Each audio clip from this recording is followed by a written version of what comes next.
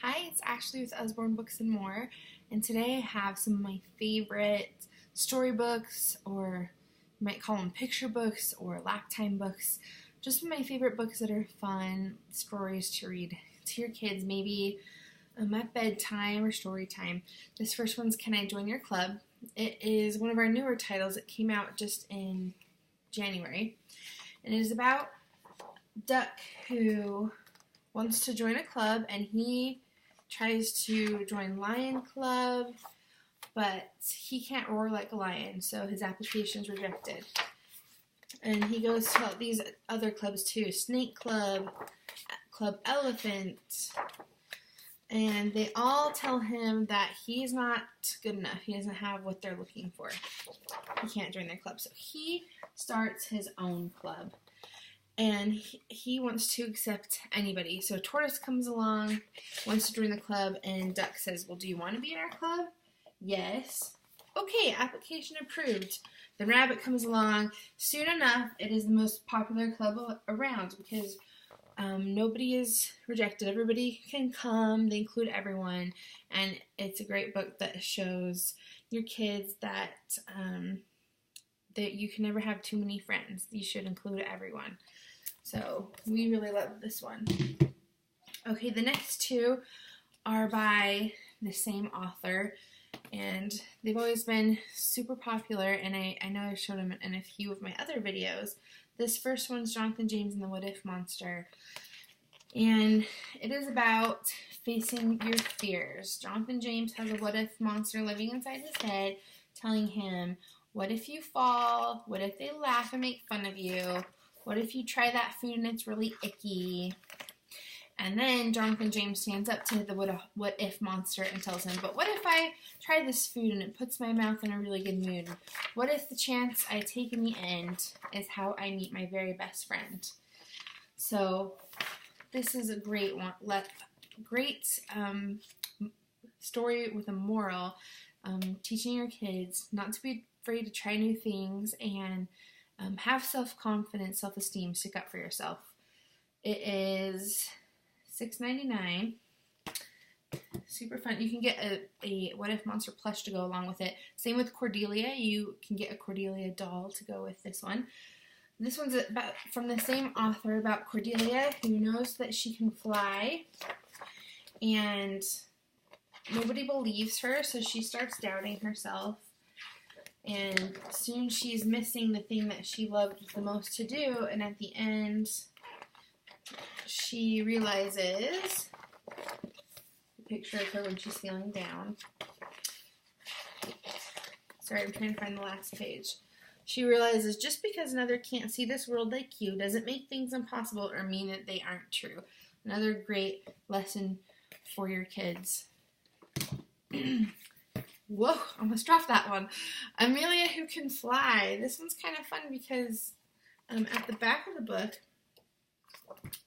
it explains that Amelia Earhart was a real person, and tells you a little bit more about Amelia Earhart and what happened to her. But it's a fun little story about Amelia when she's younger and how she wants to learn how to fly, and she builds her own airplane and has her family in there. It's super cute. Okay, I'm a Dirty Dinosaur is one of our other popular books. It's been in the top 10 a lot. It has the thick preschool pages with the rounded corners, and it's fun because this book kind of has a cadence and a rhythm to it. You can kind of sing it. It says, I'm a dirty dinosaur with a dirty snout. I never wipe it clean, I just sniff and snuff about. Sniff, sniff, sniff, sniff, sniff, and snuff about. So, another cool thing about this book is that the illustrations were actually created with mud. And we have another one called Hungry Dinosaur where the illustrator actually used cake to create the illustrations. So, another fun one. Okay, Nibbles is another one of our best sellers. You can get a Nibbles plush to go with it. But it's about Nibbles, the book monster, who escapes his cage And he nibbles his way through some classic stories and changes the story while he's in them. Got Goldilocks and the Three Bears, Little Red Riding Hood, and Jack and the Beanstalk. And at the end, you have to put Nibbles back in his cage. But he is a sneaky little guy, and he finds a way to escape. Kids love this one. It was a favorite at our house for a long time when we first got it. Okay, I Want to Be a Lion Tamer. This is such a cute story. And we also have I Want to Be an Astronaut. That is kind of the same thing, but they are both about these kids who are playing and talking about what they want to be when they grow up. The Lion Tamer has more animal-related jobs, and the astronaut book has more like action-packed jobs in it. I got this one actually for my 7-year-old because she wants to be a vet when she grows up, and I know this one's kind of more of a toddler preschooler book, but she still enjoys reading it. And I like at the end that it says, we don't need to decide just yet. I can just enjoy playing with my pet. So your kids can dream about what they want to be when they grow up, but also enjoy being kids. Okay, Animally is one of my favorite stories. I love reading it at bedtime to my kids. It's actually called I Love You, Animally. So it goes through all these different animals and tells your kids how you love them. I love you hugely like a whale. I love you shyly like a quail. I love you cleverly like a fox. I love you powerfully like an ox. I think the illustrations are so pretty, and I love the rhythm of this book. So it's one of my favorites to read at bedtime. Okay, A Tale of Two Beasts. It's another one of our best sellers. Tells the story from the girl's perspective and the beast's perspective. So you read the story 2 times, and then the second time you see what the beast thinks about everything. So it's a cute, charming story that teaches your kids that there's 2 sides to every story, and at the end, they become best friends. Bears Don't Read. This one has been around for a while, but is new to me, and I really enjoyed reading it. So Bear,